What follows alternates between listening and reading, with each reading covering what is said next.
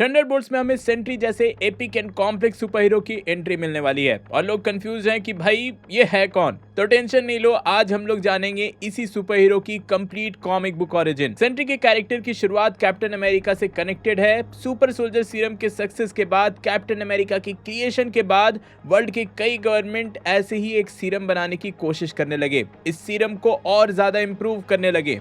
Super soldier serum की इसी race में 1947 में कनाडा एंड यूएस की गवर्नमेंट ने मिलकर प्रोजेक्ट सेंट्री की शुरुआत की। और ये प्रोजेक्ट सिर्फ सीरम को क्रिएट करने के लिए नहीं थी, बनाने की नहीं थी, बल्कि उस सीरम को 100,000 गुना और पावरफुल बनाने की थी।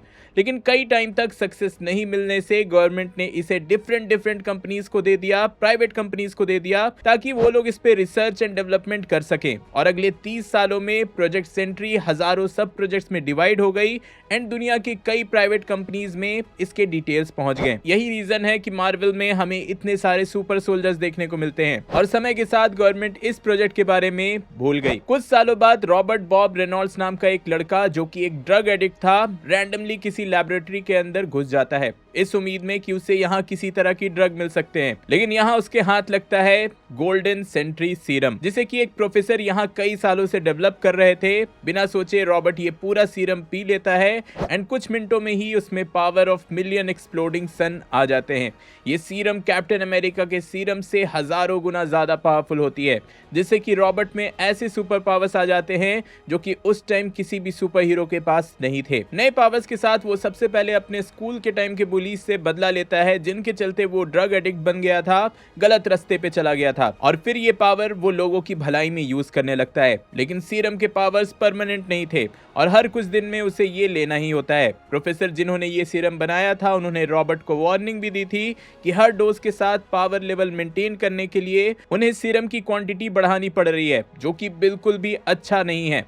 लेकिन सेंट्री में इस पावर के साथ लोगों को मदद करने की भी एक अलग एडिक्शन हो जाती है और इतने वार्निंग के बाद भी वो खुद को ये सीरम लेने से रोक नहीं पाता। इसके बाद वर्ल्ड को सेंट्री के रूप में अब एक नया सुपर हीरो मिल चुका था और ये वो टाइम था कि ऐसे सुपर ह्यूमन अर्थ के प्रोटेक्शन के लिए बचे ही नहीं थे।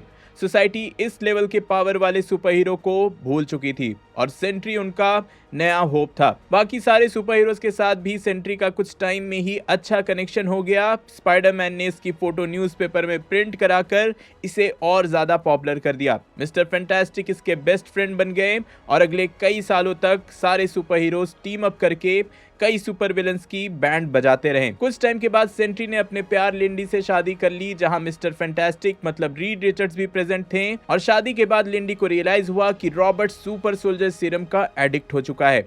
टाइम बीतता गया और यहीं एंट्री हुई वॉइड नाम के एक सुपर विलन की, एक डार्क शैडो जैसा मॉन्स्टर जो कि किसी भी सुपर हीरो के बस का नहीं था। उसने सेंट्री तक को अपने पावर से वीक कर रखा था, डिल्यूजनल कर रखा था एंड अपने फियर मैनिपुलेशन के पावर से हल्क तक को रैम्पेज पर भेज दिया था, बिल्कुल वैसे ही जैसे वांडा ने उसके साथ किया था। अकेले मैनहट्टन में ही वॉइड ने लगभग 10 लाख लोगों को मार दिया और कोई भी सुपर हीरो इसे रोक नहीं पा रहा था। यहीं रिवील हुआ कि वॉइड कोई और नहीं बल्कि खुद रॉबर्ट यानी कि सेंट्री है।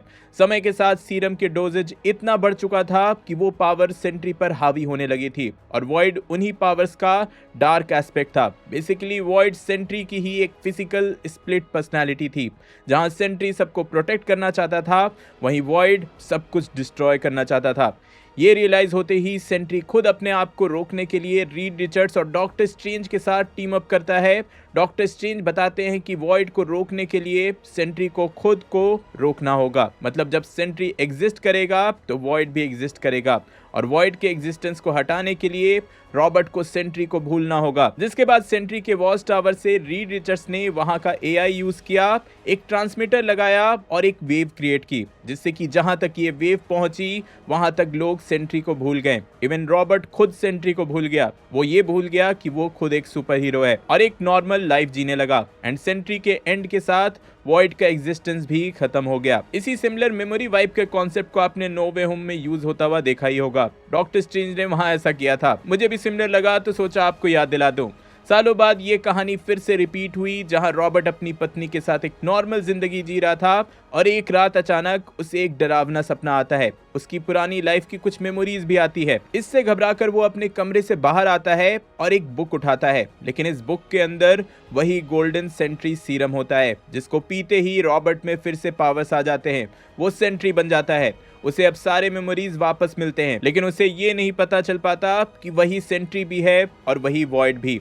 उसे बस ये पता चलता है कि वॉइड एग्जिस्ट करता है और जाते जाते वॉइड ने बोला था कि वो वापस आएगा। वो तुरंत अपने दोस्त रीड रिचर्ड्स के पास पहुंचता है, लेकिन वॉच टावर से निकल रहे वेव के चलते सेंट्री को कोई नहीं पहचान पाता। रीड रिचर्ड्स अपने हेडक्वार्टर वापस जाता है। इस इंसिडेंट को वो सू स्टॉर्म को बताता है और बोलता है कि उसे किसी की शादी तो याद आ रही है, लेकिन ये सेंट्री कौन है उसे बिल्कुल भी नहीं पता। लेकिन उसकी यहीं पर नजर पड़ती है इसी शादी में मिले एक गिफ्ट पर। इस गिफ्ट के नीचे एक टेप रखा होता है जिसमें रीड रिचर्ड्स ने खुद के लिए मैसेज रिकॉर्ड कर रखा था। इस मैसेज में सेंट्री की पूरी स्टोरी थी और वो सब था जो उन्होंने वॉइड को रोकने के लिए पिछली बार किया था, लेकिन यहाँ भी ये नहीं बताया गया था कि सेंट्री ही वॉइड है। दूसरी तरफ सेंट्री अपने वॉच टावर पे पहुंचता है और वहां उस ट्रांसमीटर को तोड़ देता है, जिससे कि सब उसको भूल चुके थे और इसी के साथ सबको सेंट्री के एग्जिस्टेंस का पता चल जाता है।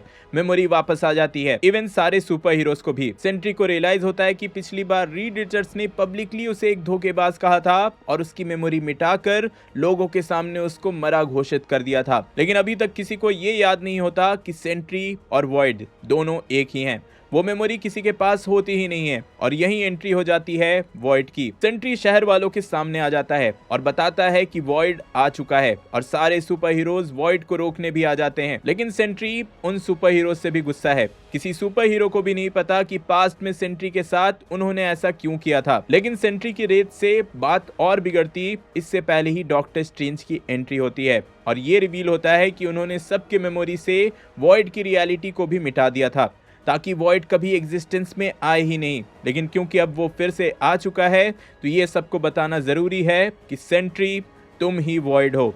इस रिवीलेशन के साथ सारे सुपर हीरोज को वॉइड और सेंट्री की वो मेमोरी वापस मिल जाती है और सेंट्री खुद फिर से रीड रिचर्ड्स और डॉक्टर स्ट्रेंज को बोलता है कि एक बार फिर से सेंट्री को मरना होगा। और पिछले बार की ही जैसा रीड रिचर्ड्स फिर से वो ट्रांसमीटर वॉच टावर में इंस्टॉल कर देता है और सेंट्री के साथ सबकी मेमोरी वाइप हो जाती है। रॉबर्ट रेनॉल्ड्स फिर से एक नॉर्मल लाइफ जीने लगता है, लेकिन सवाल है कब तक। तो ये थी सेंट्री की कॉमिक बुक ओरिजिन स्टोरी। अब देखो वहाँ इस स्टोरी को नॉन लीनियर वे में बताया गया है, लेकिन मैंने कोशिश की कि इसको जितना सिंपल वे में पॉसिबल हो सके उतना मैं समझाऊं।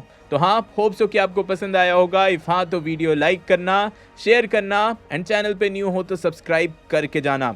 नल की कॉमिक बुक ओरिजिन जानने के लिए ऊपर वाली वीडियो देखें एंड थंडरबोल्ट्स का ट्रेलर ब्रेकडाउन देखने के लिए नीचे वाली। मैं जल्दी और नई वीडियो लेकर आऊंगा। टिल देन बी देसी बी नर्ड।